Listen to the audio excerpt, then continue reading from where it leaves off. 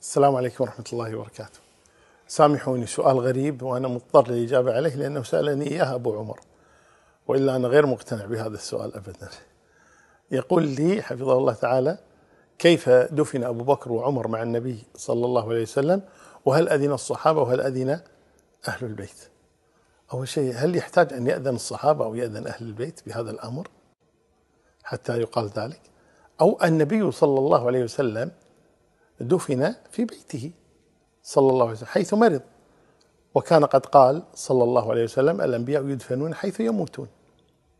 فتوفي صلوات ربي وسلامه عليه في بيت عائشة، في بيت أم المؤمنين، حيث تمرض عندها صلى الله عليه وسلم 12 يوما، كان يعني يعالج عند عائشة رضي الله عنها، ثم توفي عندها صلوات ربي وسلامه عليه، فأخر سريره ودفن تحته صلى الله عليه وسلم. صار هذا يعني مكان قبر النبي صلى الله عليه وسلم.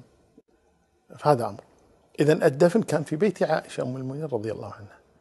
لما قربت وفاة أبي بكر بعد وفاة النبي صلى الله عليه وسلم بسنتين، قربت وفاة أبي بكر، قال لابنته عائشة: ادفنوني مع رسول الله صلى الله عليه وسلم، مع صاحبي، في بيت عائشة. فدفن في بيت عائشة عند النبي صلى الله عليه وسلم. أما عمر رضي الله عنه، بعد 10 سنوات من وفاة أبي بكر، لما طعنه الخبيث المخبث أبو لؤلؤة المجوسي الكافر المجوسي، لما طعن عمر رضي الله عنه، أرسل عبد الله بن عمر يستأذن أم المؤمنين عائشة أن يدفن مع صاحبيه، مع رسول الله صلى الله عليه وسلم ومع أبي بكر.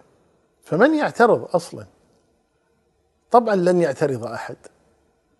وكيف يعترض على عمر أنه يدفن مع صاحبيه؟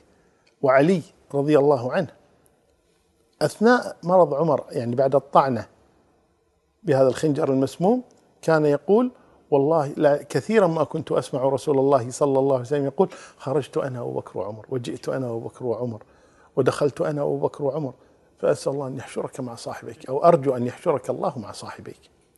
فمن الذي سيعترض أن يدفن عمر مع أبي بكر ومع سيده وسيدنا محمد صلى الله عليه وسلم؟ وإنما كان يحتاج أن يستأذن من صاحبة البيت، وهي أم المؤمنين عائشة رضي الله عنها. فأرسل ابنه عبد الله ابن عمر، أرسله إلى أم المؤمنين عائشة، قال: إن عمر يستأذنك أن يدفن مع صاحبه، أي في بيتك، إن أذنت.